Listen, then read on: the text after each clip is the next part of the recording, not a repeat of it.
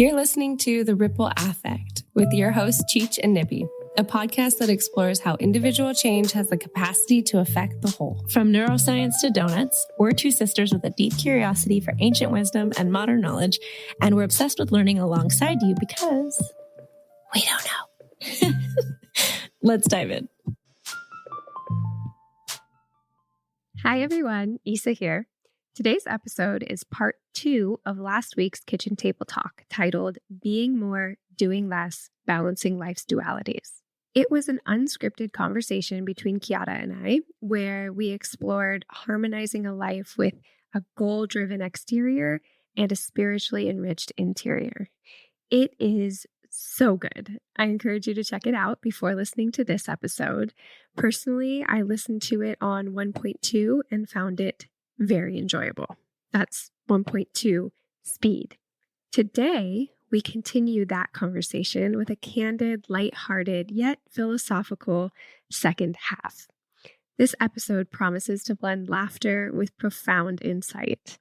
You're about to drop right into the conversation with us on life balance, the wellness industry, spiritual guidance, along with a few personal anecdotes and experiences from your host, us, Cheech and Nibby. Enjoy. Okay, we're back. We regrouped. We are back. It's my turn to ask you some things. But first, I have a question for you. What? I just said it's my turn to ask you things. Can you please refer to me as Eagle-san for the rest of this episode? No, actually, I won't be doing that. Then I won't be answering your question. That's the most ridiculous request. You and my husband are so similar. You watch a movie and then it's like all of a sudden you just need to be in the movie somehow in real life. It's just your face right now. Okay. No. The answer is no. We watched Planet of the Apes, in case anybody's wondering what movie I was referencing. Kingdom of the Planet of the Apes. Yes, thank you. It was good. Anyways. Yeah, so Eagle-son. Yes. Don't. I guess it would be Eagle-daughter. Jesus Christ. Okay, so we kind of ended that last bit of our conversation, and I was really curious to get into some things that you had mentioned, like the wellness industry. I really do want to get to this piece of balance that you mentioned and how you've found it or are finding it, and the practices that allow you to experience balance in your life, and weaving it back to what we've been talking about, which is beingness. What your experiences are of looking for balance in the real world, of this tangible goals or relationships or careers or any of the things, and the interaction of the balance of beingness and what you use to access beingness in your life. Yeah, the first thing, just on the topic of balance, I know the other day you helped me a lot. I'd had the intention for myself. I knew that I wanted to balance, and it was in 3 areas. It was love, play, and work, I believe. And I was having a hard time. I think I was doing financial something or other, and you helped talk me through it. And then I realized, like, okay, this is what's important to me. I want to prioritize these things for myself today. This is what balance looks like for me today. I know I need to touch on these 3 things. I went ahead and just looked at those 3 things, and I asked myself, what can I do to touch on these 3 areas of my life and make sure I spend at least some time doing them today? And that day for myself, playing with Moosh and walking him satisfied that love and that play element. Who Moosh is her dog, if you've never heard the podcast before, just so you don't think it's her man. Or my imaginary friend.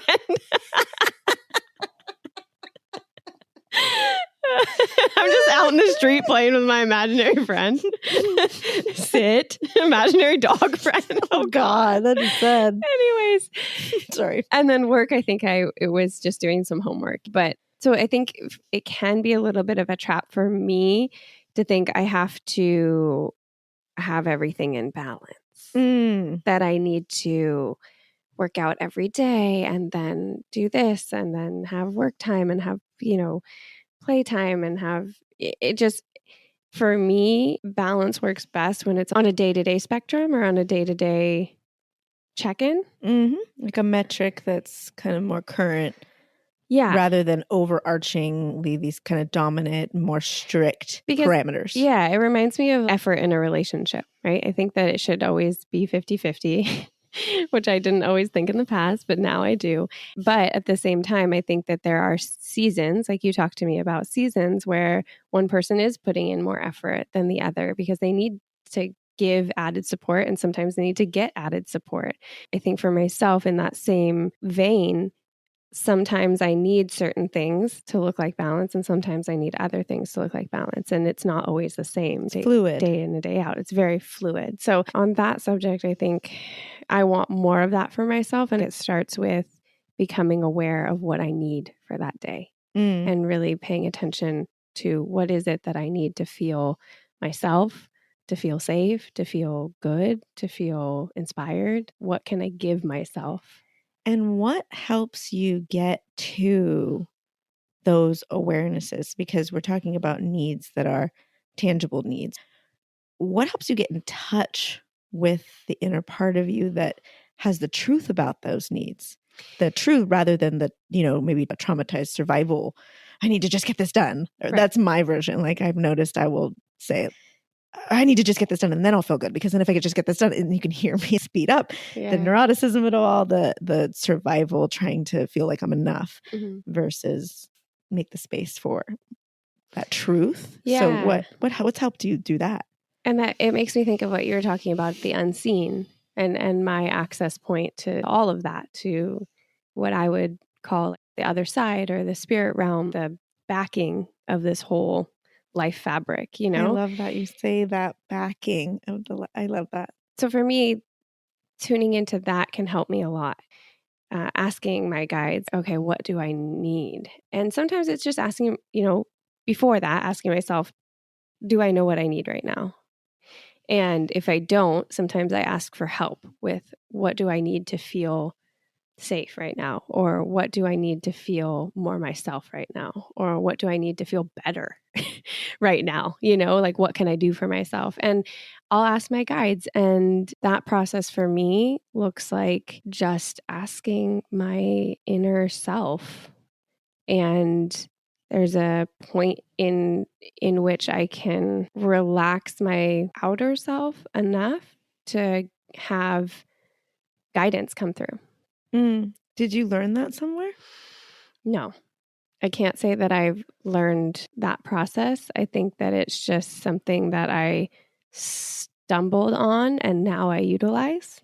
To be honest. Do you have a sense of when you stumbled on it, or? Well, our mom, she's always said, "Oh, my angel said to do it." That's right. Or like, she's had these crazy stories. So she really said it like that? That makes her sound possessed. My angel said to do it. I think she said... Well, here's an example. So she was upstairs in the third story of our house, and she said she kept hearing her angel say, "Go downstairs, go to the kitchen, go downstairs, go to the kitchen." And she knew I was at school and I didn't need to be picked up for another 35, 40 minutes. And so she's like, "No, I don't need to go down there until I go to pick up Issa. I'm doing what I'm doing up here."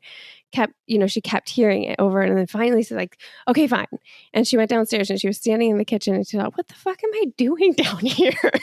And the toaster sparked and it caught fire, the rag that was right next to it. And she was like, "Holy shit." And she put it out.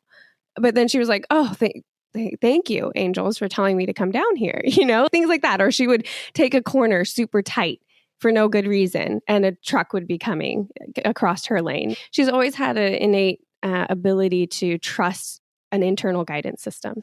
Well, trust and hear it. So I want to go to that from her. So you saw that modeled. So I saw that. We've heard it. Modeled, I agree. Yeah. And then you said the process of relaxing, but how do you hear? Because I think this is something really important. If people, it can sound super out there, which I think we both acknowledge. And yes. And then trying to balance the reality of like, I acknowledge it sounds super out there and I experience. So totally. And that's why I can't say I've ever talked about, I don't even think I've said out loud the other side or the spirit realm or my experiences with that. I don't really share openly because I understand I sound crazy when I say, yeah, that. Well, because again, and that's why I call it the unseen, because we live in a world of measurement that I respect. We both respect science and measurement and it's dope. Yeah.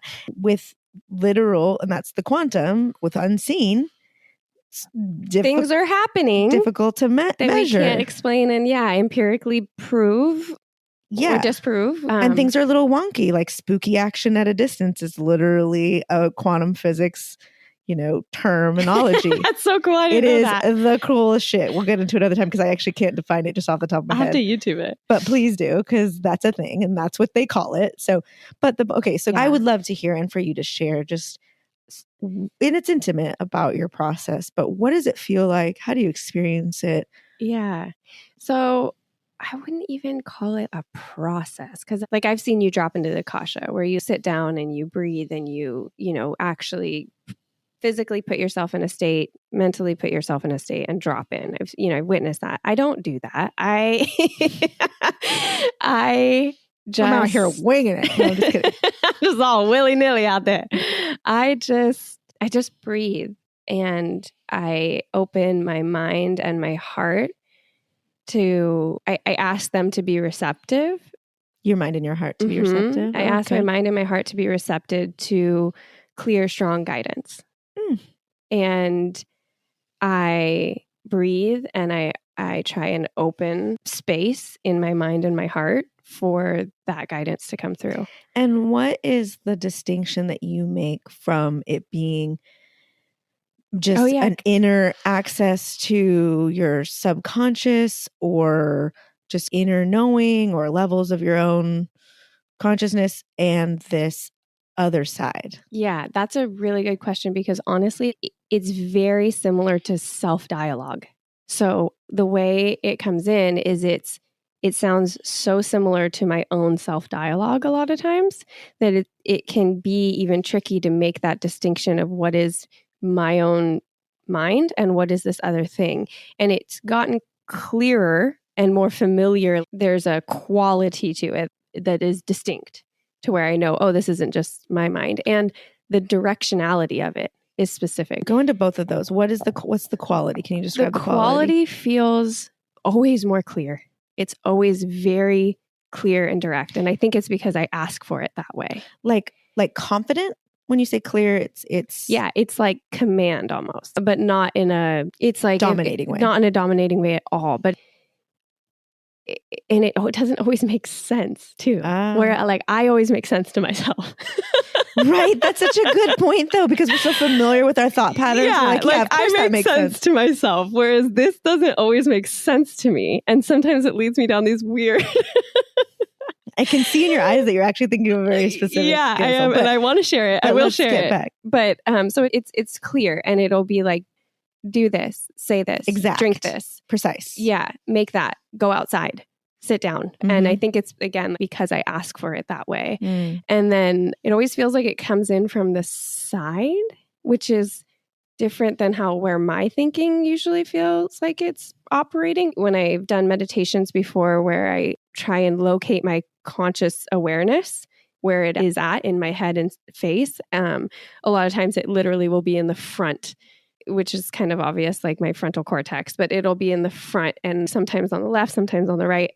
And I'll utilize that when I'm doing centering meditations where you imagine a golden ball in the center of your head, and then you pull all your conscious awareness thinking into that ball to help center your mind. Most of the time when I do that, my thinking self, the I that I relate to in my brain, is usually in the front. And this information, it comes in from the side. So it definitely is distinct in that way as well. And sometimes I'm not paying enough attention to even, like, I know I haven't made these distinctions for myself by myself. I've never thought to myself, oh, that information comes in from the side. Oh, yeah. No, that's why I wanted to follow up and ask, because we don't think about it when we are tuned in. But I think it's valuable for someone trying to learn, because I do have a lot of clients coming in. How do I trust my intuition? How do I trust that this is guidance from my guides, my angels, or whatever their definition of the unseen and helpful consciousness forces are? How does it look? How do I know? And that's a really legit question. Yeah. And I think the more I do it and the more experiences I have, with it, the easier it becomes to discern what it is. But I don't always have access to it either. It's not like this superpower You were that's always saying that. online. Sometimes I'm like, try and get it and it's not there. And I'm like, oh, maybe I need to eat less sugar or something. I don't know. Well, and that's my experience too. And that's where I have a process that just helps me kind of have a lot more confidence, I think, in the ability to access. Yeah. Right. Yeah. And so you were saying, though, that you, with experiences and practice, but those experiences have to be validated in some form, right? If the voice always said, go make some eggs, and then you just got high cholesterol, and you're like, what the fuck, I'm crazy. But it sounds like there's been guidance from... and it's not, so the example I was thinking of earlier that was making me laugh that you said you could see in my eyes is it's not always super profound shit, you know? It's not. It's a lot of times it's like really random. For example, I'm getting ready to go to dance rehearsal and I'm like packing a bag and I'm like, okay, I need this, I grab that. And my guides are like, grab deodorant. And I'm like, I don't need deodorant. I put deodorant on. And I keep going about my thing. Grab deodorant. And I'm like, I said I don't need deodorant. I put deodorant on. Like, okay, did not hear me? And then again, and I'm like, oh, fine. I grab the deodorant, I throw it in my bag. I go out the door, I go to rehearsal, and I'm at rehearsal. And towards the end of rehearsal, Riley goes, does anybody have deodorant? I'm going into this date later and I don't have any deodorant. And I'm like, oh, I have deodorant for you, Riley.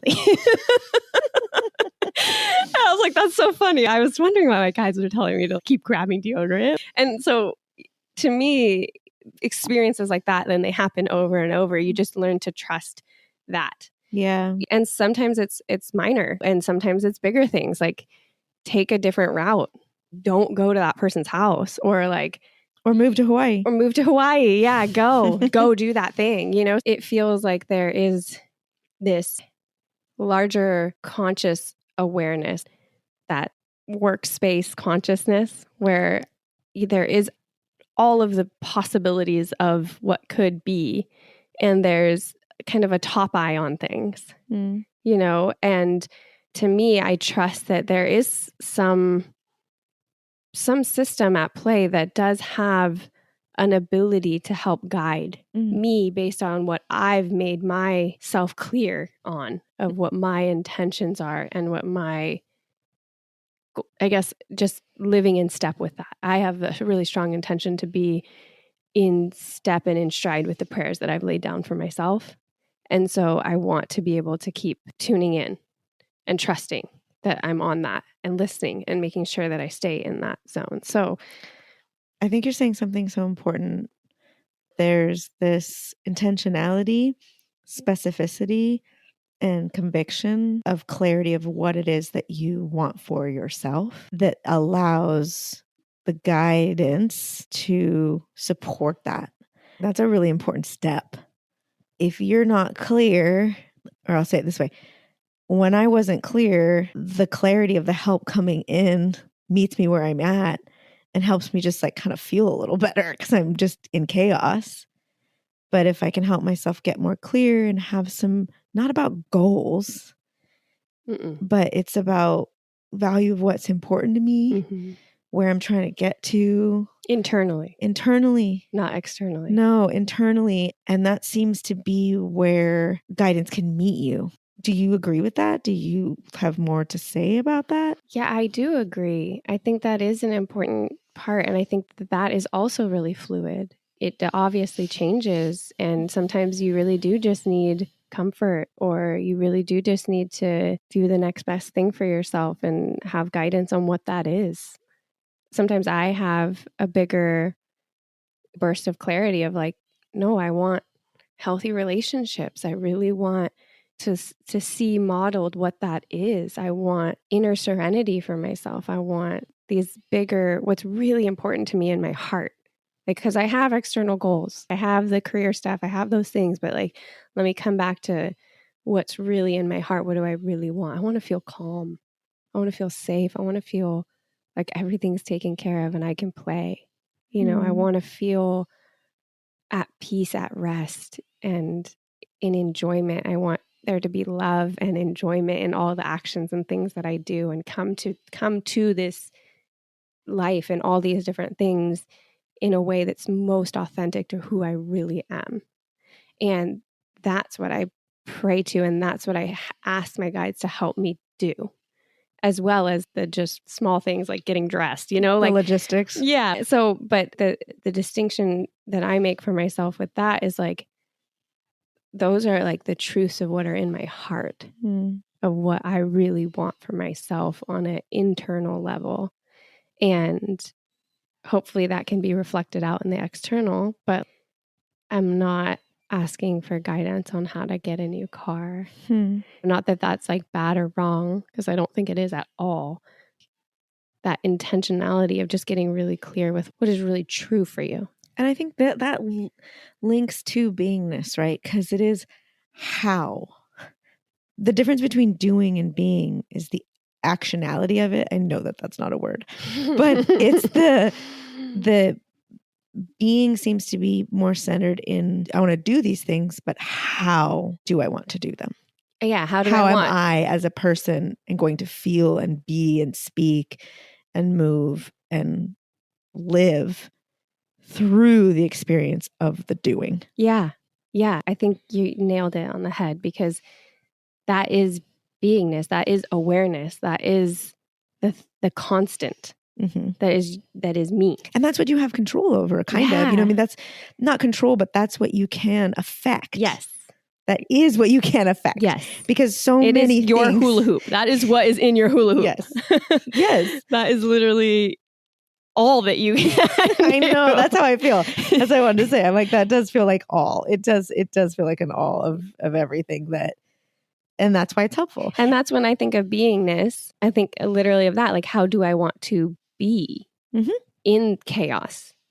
How do I want to be in stressful situations? Or how do I want to be when I'm up leveling into the new experience that I want, like the career change, like the new relationship, but that I've learned that it's going to be chaotic for my system to adapt to, because it's changing, it's different, it's new. And my neurons and my emotions and my patterns are all going to take the newness, the novelty, and do some weird shit with it sometimes. Yeah. And not only in that good of up-leveling, how do I want to be when I feel really bad about myself and I really am low? How do I want to be? And yes, there are states of being. You can feel joy, you can feel sorrow, you can feel grief. There are states of being that really do encompass how you are in that moment. But there's also how you relate to yourself during those times. And there's an element of beingness to that as well. And I think that's the bigger being, the capital I am or whatever, because I think there's a bigger, maybe not bigger, it might not be the right word, but I think there's a larger. Stable. Same thing. Now say it in Spanish. Grande. Más grande. German? Gross. Right?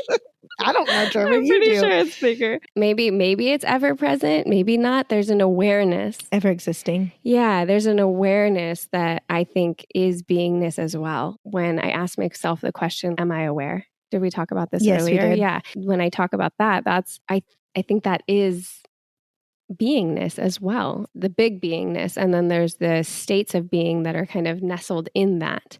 And so finding distinction in those can be really helpful, and knowing I want to treat myself kind and with love and understanding when shit goes hard and when things are going good. Both. You're really nailing some things that I learned out of the East that I think are really valuable. And it's just that states of being are temporary. That's a core understanding that I took away. This big B being, or the big S self is sometimes how it's referred to, is this ever existing principle. That there is somehow an untouchableness to it, meaning it is a broader, older, bigger sense rather than our confinedness of being in a body, of being with one consciousness point. There's this expansion that is referred to that is also happening at the same time. And so in those temporal states, like feelings, memories, associations, all these things, that there is a, like you said earlier, a backdrop. There's how did you put it? A backing. A backing to the fabric.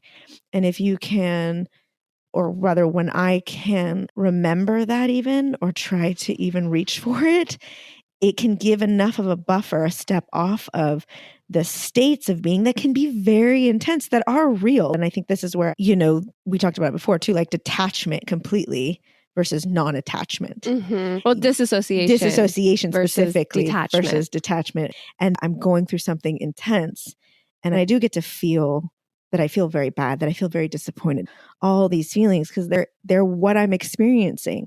And at same time, be able to back up off of that and know a part of me is okay. And that's what we were talking about earlier when we're puking or we have this intense physical. It's like your conscious aware is on. Mm-hmm. Your conscious awareness is on. You're aware that you're experiencing those things. You can have that buffer. Mm-hmm. That's what it feels like. It feels like a little bit of a buffer space to go like, all you need. I'm experiencing this and I know, but I know it's temporary. And I know I can get through it. And if I don't know that, if I don't feel like it's going to be okay, to comfort myself and then be like, it's okay that you feel that way. Mm-hmm. That makes sense, rather than panic, Yeah. And get into that darker hole, which I've been. And it's scary to feel alone, like you were saying earlier. Yeah, I think with beingness for myself, really, it's kind of funny to like define how I want to be and then also want to just be the most authentic version of myself. But then knowing sometimes the most authentic version of myself in the moment is the dysfunctional Isa that isn't what I want to be, So it's that's a tricky one for me. I think that's so important because there becomes this whitewashing, like a glossing over in the way in which it can be spoken about in the wellness industry or in these kind of new age spiritual TikTok, Instagram, meme situations. There's this attainability of perfection that looks like your most authentic self. Your most authentic self never yells, never does this, never does that. Mm-hmm. And in the more like less fashionable, more real information coming out of either ancient wisdom or modern knowledge, there's this like, no, there's messiness to it. There's a lot of versions of you that are going to show up. When we think about raising kids, learning how to regulate themselves, there's a lot of versions that are going to show up. Can we sit with them? Mm-hmm. Can we sit with ourselves? Can we be okay that is the moment that we're having, the acceptance? Accepting and also gratitude is what I found in my most recent episode of Crying in a Bathroom. Next week on Isa. I like the idea of your show is just we tune in and you're on the bathroom floor crying. And it was a public bathroom. I was definitely not on the floor. It was a public bathroom. Any episode could come in when you're in your private bathroom though on the floor, and we point the microphone and say, "What is going on? What's going on with you right now? Get away from me." Was the gratitude for that of really feeling, God, like this is. I'm here again and I feel like I did it wrong and like I failed and I'm able to be like my loving parent to myself in those situations. You didn't do anything wrong. Everything's okay. Nothing bad's going to happen. But then there's that next level to it that I found of being like, I'm grateful that you got upset. At first I was like, fuck, why am I this upset? I shouldn't be. This is no big deal. I should not be this upset. Like shitting on yourself. Illogical, right? And then, oh, wait, I actually was able to give myself grace and say, I'm really grateful that your inner Isa self was able to get this upset and to be able to cry and show and say what was bothering you and own it and sit with yourself. To have the gratitude for the shitty stuff is, I think, sounds way easier said than done. But in the experience of having been able to do that, so much self-acceptance comes in those moments and came to me in that moment to really get to that next level of not only through the self-shaming to get through that, but also to get to the other side of that, to be able to give myself gratitude for having a breakdown in a bathroom. You're saying something so important because it's this way through with ourselves that is highly underrated. And like you said, if you can't get there yet, I think having someone be able to reflect to you, like I've done this so many times where I'll apologize I'm so sorry I'm such a mess, or I'm so sorry I'm breaking down if a friend is helping me or a family member. And the affirmation of like, don't be sorry. I love you for this. This is what makes you you. And it is okay. And this is where you're at. And that makes it, beautiful and profound and important to hold space for you to be brave enough to keep going into it. Because a lot of times when you're alone and you don't have the coping or the access to guidance and the tools, you do want to run away from it and avoid it because it can feel painful or scary or all these things. And so thank you so much for sharing that piece of the gratitude of that feeling and then how it can build the next time you go through. The next time the intense experience comes in and I want to fucking run for the hills, I can go into it. That last time I was grateful for it at the end. There was something to look forward to. And I think that comes to like self-help at its basic bare bones version of self-help is to be able to be like, what am I experiencing negative and how can I help myself through that experience? And for me, this time it looked like actually I had my iPad. I was in a library. And so I went to a desk and I just sat down and I started typing to myself, what are you feeling? And then typing out the answer of what I was feeling. Like, how can I support you? Just at treating myself as though I'm my own friend, or my own loving parent, really showing up for myself. And that is what I would say is the like simplest form of self-help is to just be able to like tune into yourself and say, what can I do to help you? That's great. And we're done. We have now reduced the entire self-help industry into... I know, does that sound like so rudimentary and dumb? I don't know. Part of me feels like I just had a profound moment with myself, but I don't know. No, I will reflect to you that because of that beautiful saying, however it goes, like the simplest answer is usually the right one, that the overcomplication... And it is true, we're complex human beings, so everyone's going to need different things, but there is a way to refine something to its core. I think Buddhism does it well. Yeah, for sure. I think Christian contemplation does it really well. I think the Native and Indigenous people speak to doing it really well. And I think you did just kind of sum up that self-help industry. So what I was going to pivot to was, all right, let's break.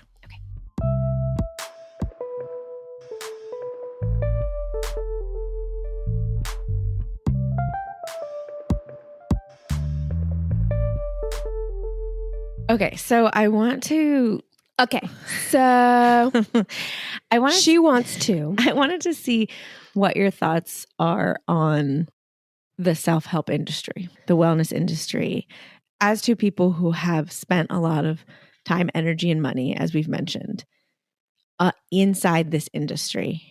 What we've learned from it, what we've gained from it, what are our observations of it. And I'm interested in, especially for you, because you are a wellness coach. You do work with nutrition. You do work holistically with people.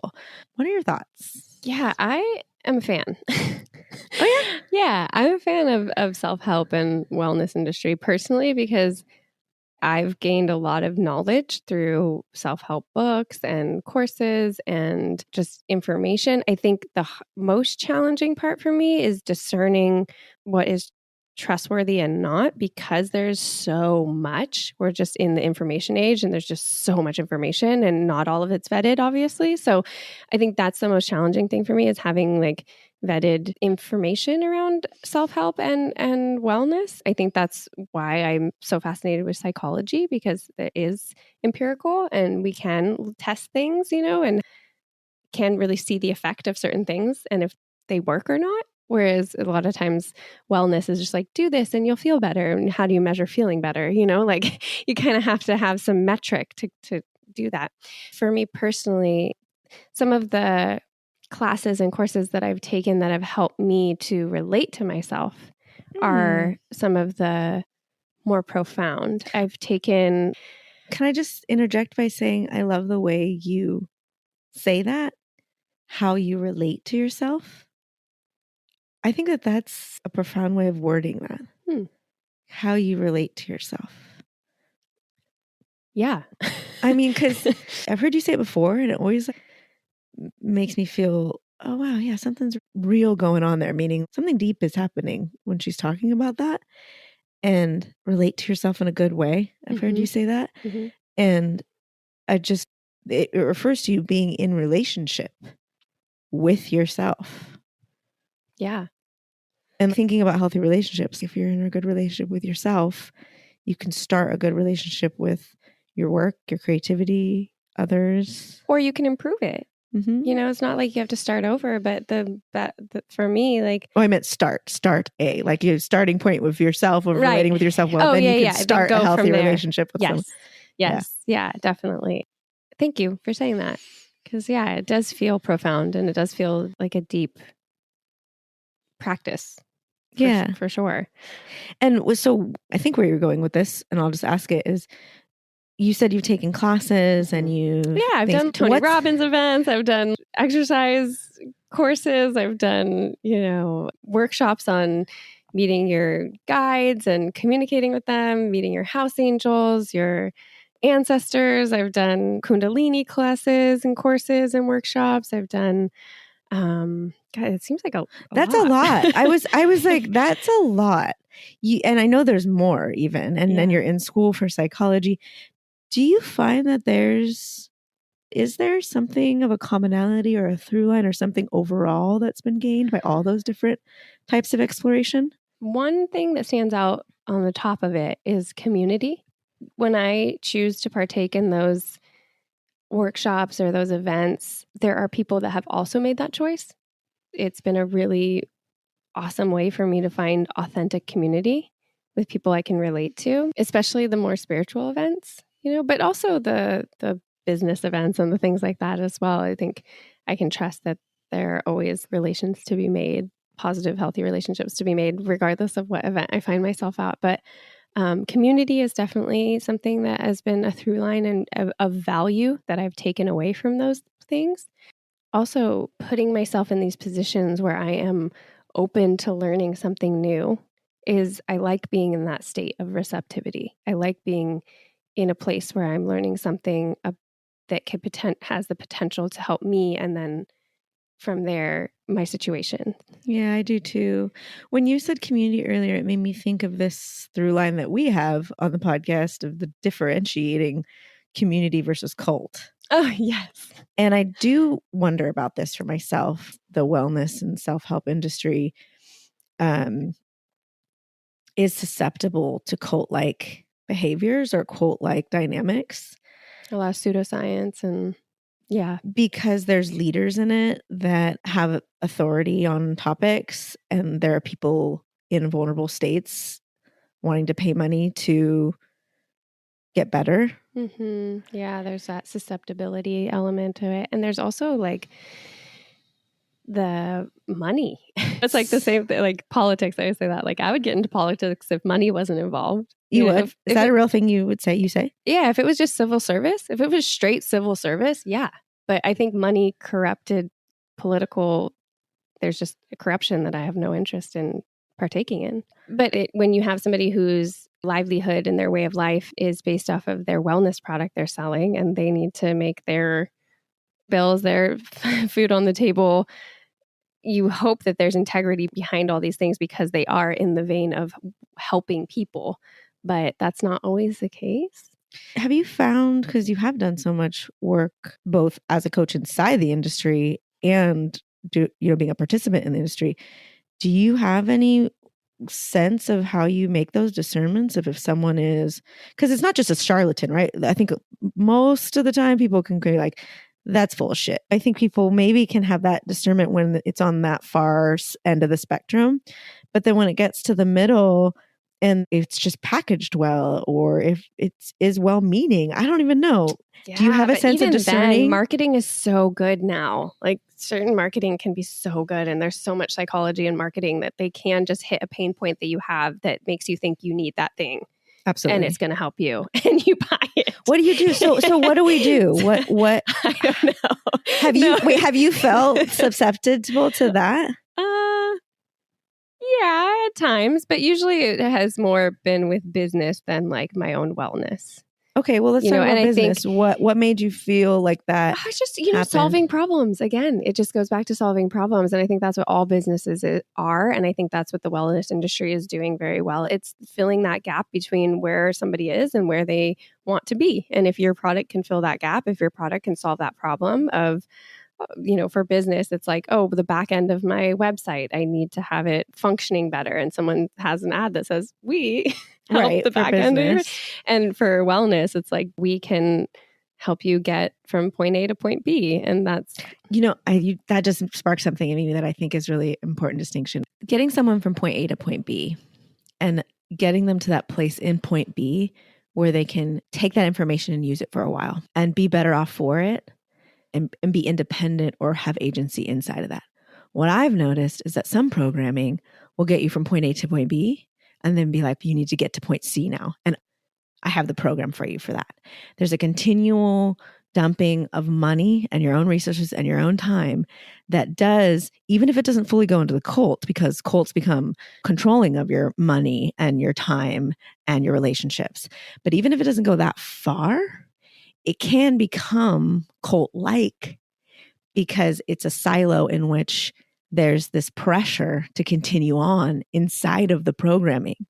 And my experience has been that when I've been able to get out of those specific programs and use what I got from them, but then move on to others, maybe that's what I need, or just take a fucking break from self-development, like chill the fuck out for a second.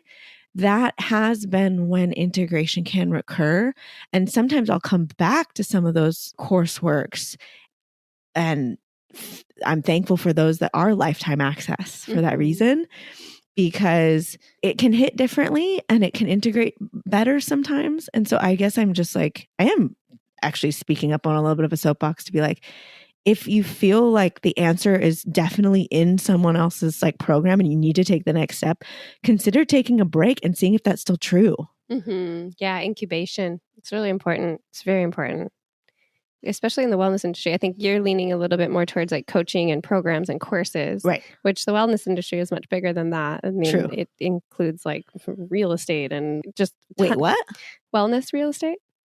Come again. Have you ever looked up the Global Wellness Summit? Clearly not, because what are you talking about? I love wellness. There's wellness architecture. Explain. I don't understand. There's how like those two whole things go hotels together. that are developed for wellness. The spa industry is a part of wellness. There's buildings that are made to have you live more wholesome and well. Oh, I did not know this. Yeah, there's community building that is wellness. And then you get to like, there's like tinctures and that's wellness, physical fitness and exercise, that's wellness. It's a huge industry. It's a multi-billion-dollar industry. Right. I didn't think about that. Yeah. though. So you're talking more like the courses in that respect it's important to acknowledge that I am not a problem to be fixed. Yeah. Whereas in business, a lot of times there is a problem to be fixed and the product fixes the problem. And in self-development, it's just that. It's a development process. It's not a problem to be fixed. And so just as I go through my process of, I love self-help. I love reading books about how to treat myself or what tools I can use.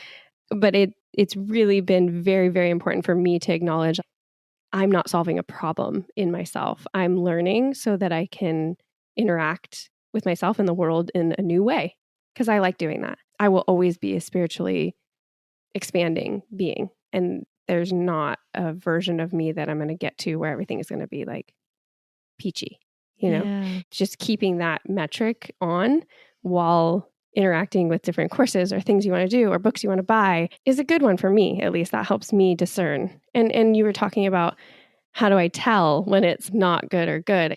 Tuning into that intuition and asking myself, is this right for me? Do I need this? Like you said, take a break, walk away from it, talk to somebody about it, call your friend, and say, hey, I'm thinking about doing this. What do you think about it? And then they might be like, you don't fucking need that. Yeah. I know you and you're fine. Go for a run and call it good. Take that in with a grain of salt as well in terms of then check it against yourself. Check it against yourself. But there is something really clever that I remember a lot of the early multi-level marketing that was real scammy in the 2000s came out, which they would say, no, you don't need to talk to anybody. You don't need to consult your friends. You can make this decision. It sounds empowering. It sounds like but it's actually isolation. Yeah. It's actually a cult-like dynamic of isolation to have you trust them over your circle. For someone who doesn't have a circle, that's where you start there. Okay, we need a supportive circle for you to have. But you don't have to buy one. No. You don't have to buy one. You do not have to do it. Yeah. Especially if you don't have the money. And this is where I get really infuriated or just fired up about it, is that the way in which certain courseworks and programs and coaching can kind of be like, the reason why you don't feel like you have the money right now is because you need this program. And that is really, I think, not a good dynamic, because it doesn't reinforce like socially responsible care for people's finances. Like, no, sometimes putting shit on credit cards that is outside of your budget because you didn't even have a budget to begin with is not like, they're living in a different, maybe socioeconomic space for you where they can afford to go into debt, but you might not be able to, and that's okay. I don't know what to call it, but it feels a little predatory. Yeah, it's kind of manipulative. And I have a personal experience of that really turned me off from coaching. For a long time, I set that down because I just felt like after I had the experience where I hired a coach, and definitely looking back was kind of manipulated into thinking it was within my means and that it was no big deal when it really was a lot of money for me at the time. And I did get things out of that course and that coach, but I felt like I got taken advantage of. I felt manipulated, and it made this kind of shade on the entire coaching industry for me, where I felt like it was really schwarmy. I felt like it was this, okay, give me 7,000, I'll show you how to make 8,000 kind of deal. And it was like, that didn't feel good. So much so that I didn't feel good about there not being like qualifications of treatment and integrity within the coaching industry, because there really isn't. You can just become a coach. There's not anything. Life coaching does not have any kind of licensure. Thank you. And so that's, one of the reasons I went back to school was because of what you're expressing, that like little bit of, it's hard to say predatory, but I mean, I didn't feel good about that. And I never wanted to be in a position where anybody that I was coaching felt like that. Yeah. And because I was trained by that person on closing deals and I'm really good at it, I just was like, I don't know if this feels in alignment with me. Yeah. And now I've talked to you about it, Chiara, and I've come to the other side of that and felt like, oh no, that's not who I am. I would never, would never want to manipulate or pressure somebody into buying a package that they couldn't afford or make them feel like they needed it. And you'd be able to ask the questions to discern where they really are at and care for them at the level where they're at. Yeah. Like you have that intuition and that ability and the skill set to ask those questions, to understand who your prospective client is, and the integrity to walk away from it and encourage the right direction for them for their own wellness. Yeah. Thank you. And this isn't everybody's experience. So some people can afford courses and it's no big deal. They spend the money on it and it's no big deal. But I think that's a very, very important thing to say is if you don't have the money to spend and someone's saying you need this to make the money, that's a dangerous place to be. And just go into it knowing, having that awareness of this could be something where the risk of me spending this money, there's no guarantee. Mm-hmm. This person's promising this, but I have to be aware that I'm willing to put this money down knowing that I may have to pay it off myself in debt and that they might not be able to help me, because that's just how it goes, whether it's their program or me. I might fall short inside their program. But that's a trap too. I was just going to, thank you. Please say. Yeah, that's a trap too, because that's like the biggest cop out. It's like gaslighting. It's fully business gaslighting. It's like, well, it would have worked if you did it right. Yeah. You have to be fully committed, which is also, I have experienced inside of spiritual courses. And it's tricky at the beginning. The person giving the seminars is like, what we need from you is for you to be fully in, fully here, fully willing, play all out, fully open, play all out. And there is something to that, because when you put your position in your brain and your heart in a way of, like you were saying earlier, like open to receiving the information that can help you, it can be beneficial for you. It also can make you susceptible because you're really putting your trust into someone and opening your heart, your mind, your spirit, whatever, to hear this information. And if that person, is good at what they do and they're selling something, you will feel helped and then you will buy the next thing. I've been to enough seminars and I'm like, they're set up a certain way to sell. And they encourage you to get your credit card. They encourage these things that does lead to sales. And so I'm just saying, like, the benefit of being able to be aware that that's what's going on. Yeah. And so that you can have the agency to say, oh no, I don't want to do that right now. This was beneficial. This free seminar was beneficial, but I don't have to buy it. And if everyone around, because that's the group thing, if everyone around me is buying it, there is this, oh, maybe this is right for me, but take time. That's the biggest thing, to take time. And I recently had experience with something completely different where several practitioners I went to in this space were like, no, you take your time. I really want what's best for you. If it's finding someone else, that's really what's going to be best. And it was genuine and they meant it. And this is their business. And I felt the difference. And they were like, in fact, let me give you the number of this other one that I think you should try to go talk to. And that integrity. Well, I love books for that reason too. That's a good point. Like, I love books for that reason because you can, read it, and if there's something that stands out to you, you can use it and you can come back to it later, and nobody's trying to make you buy more things in a book. It's true. And podcasts, like the level of information age where there's now free information, that's where I've turned to now before going and investing in a course, because I have blown money. Like large Let's be real. I have large chunks of money. This was a problem for a minute. It really was. It's like not financially. She's a recovering course head. Yeah, not financially responsible for buying things in business and in personal growth development that didn't really actually pan out for me, and and really wanting to put my money to help me because it was the only thing that I felt like I could, because I'm like, I have this resource and did I really? Like, no, I spent time paying off credit cards to it, but it was still even said, like, that's my path. I own it. I work with it. And I've since changed. So this is how I've changed, is now if there is a program that I'm interested in or someone recommends, I will look for all of the free resources first. I will go through as much of free resources as they have. If they don't have a lot of free resources, I don't trust it. I've noticed that there are people in integrity in business and wellness that are giving away a lot because their paid stuff has value and they're growing. They're evolving. They're not relying on their single first course to sell to you. They're progressing as business people. They're becoming more successful in what they do and wanting to give more. Yeah. And being of service. That is a tactic. It absolutely is. Because I was taught to do that, to give away freebies, Yes. And it is. And it's the quality of the freebies. Because you're like, am I really getting something from this? And if this person was in person with me, how would I feel? Oh, that's a good one too. Like, would I want to hang out with them? And it is a feeling place. That's the other thing I think I do. I sit with the free information and I go, do I feel pressure? Is this free information making me feel like I need to do more with this? Is it just helping me right now to feel a little more settled? And my big kicker is like, do I feel like I could walk away and still be okay with this? And this is what's counterintuitive, but I'm like, yeah, I can walk away and totally not probably need this. And that's what allows me to go, do I really want this? How can I see that this fits? Yeah. Then I'm like, okay, I'm still curious. I'm still interested. Do they have something else that is more free? This makes me think of just like the decision-making process. And for people who have experienced trauma in childhood, a lot of times we'll have a really hard time making decisions as adults.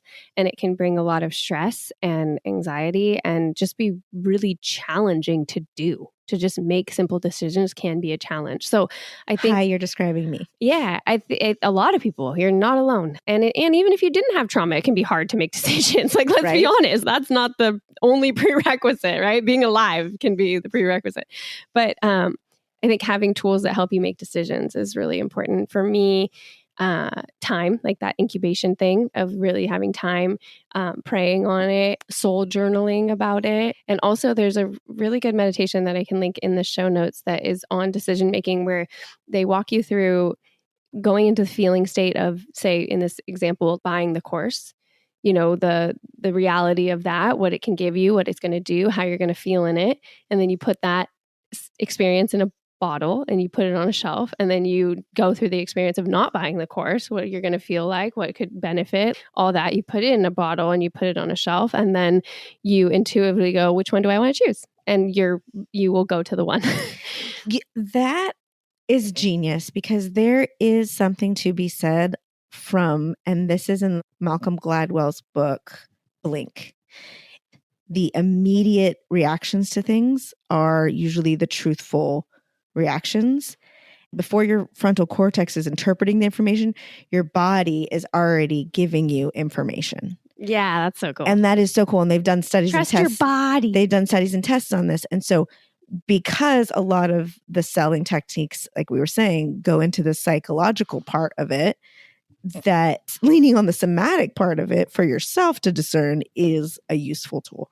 Mm-hmm. Absolutely. So I'm so glad you're going to offer that, because that's rad. I want to listen. Yeah, it's a good one. I sent it to Amber and Sean. Our cousins.